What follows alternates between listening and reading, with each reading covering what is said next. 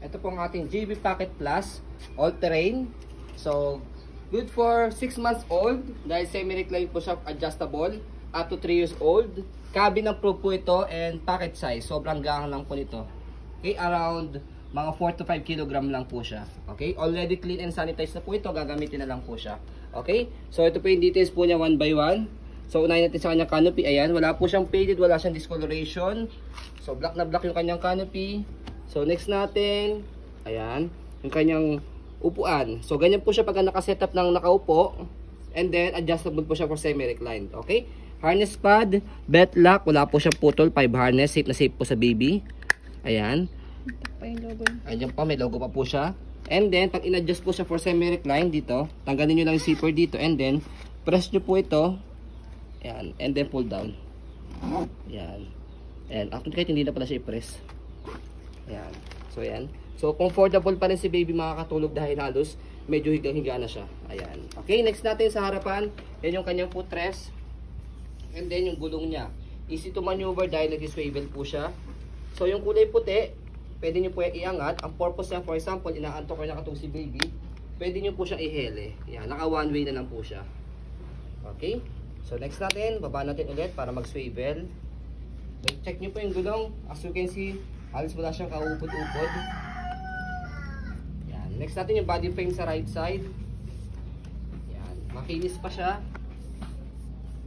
Okay. So, as a maselang seller, pwede po ito sa mga masaselang mga buyers. Yan. Okay. So, sa likuran, yan po yung kanyang gulong. And then, stoppers, ang tapak lang sa kanya. Yan. Okay, naka-cable na po siya. Para sa tapak lang dito, naka-stop na siya. And then, angat lang po. Yan, para mag-go. So, dito po siya ina-adjust. Pagka gusto niyo po siya iupo, hawakin niyo lang dito, tapos atakin niyo lang po siya. And then, balik niyo lang yung kanyang zipper. Ayan. Okay? So, yan yung kanyang basket sa likod. Ayan. And then, ito yung kanyang likuran.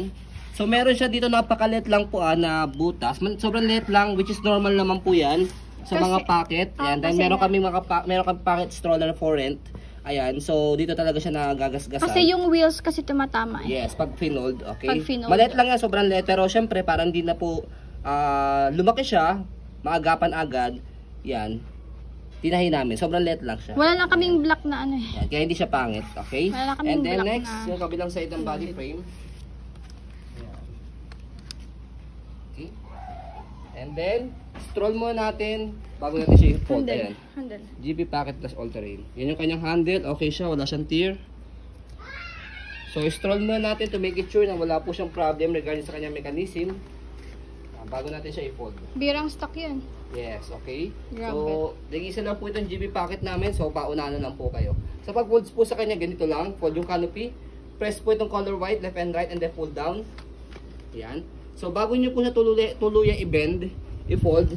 So, itong color white, para mas maliit po siya i-fold, pe-press nyo po yan. I-slide nyo po siya by the way. Yan. And then, ganun din sa kabila. Para mas pocket po siya i-fold. Ayan. And then, saka nyo po siya ngayon, i-pull down. Yan. I-compress sa pagkaka-fold. Ayan. Ayan, Okay? tumatama siya. Yan. So, nakita nyo po tumatama yung ano. Kaya, normal lang talaga siya na ano, na tawag dito. Magkaroon ng damage doon. So, ayan. Ayos mo natin yung gulong dito. Kailangan nakaantaas. Taas mo. Ayan. Para pocket siya at maayos siyang naka-fold. Hindi siya Ayan. Okay. And then, compress nyo po siyang paganyan para. Ayan.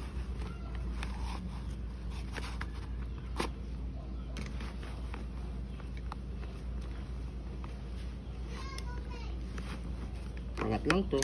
May lock lang. Ayan, yung lock niya sa gitna. Ayan. Sobrang liit lang. As you can see, pocket size. 4.5 lang ba yun? O 4.5? So, 4 to 5 kg lang to. Napakalit lang yun. So, kung dadangkalin natin, 2 dangkal ko lang yung hatate. Ayan, sobra pa. Liit lang. Okay? So, travel friendly siya. Sa mga naghahanap ng napakaliit, saka napakagang na stroller. Pero kung ayaw nyong hassle sa ganyan pag-fold, pwede naman yung isa pa. Yes, ito yung pangalawa. Para hindi mas, Kung hassle nagmamadali kayo, hassle sa inyo. kahit yung gulong hindi nyo na yan. So, sa pag-open nyo na, tagay lang yung lock sa gitna, tapos compress lang siya. I mean, bukan nyo lang po siya. So, pwede rin naman yung ganito. Yung iba kasi ayaw ng ganyan eh. Oo. Siyempre, Hassle daw. Oo. Yun nga lang, medyo mas malaki siya pag pinold. Oo. So, yan. Pero pocket pa rin yun. Oo. And then, compression lang siya. Mas mataas lang siya ng konti. Mataas lang siya. Pero cabin pa rin yan. Kasi Oo. sa cabin. Yan.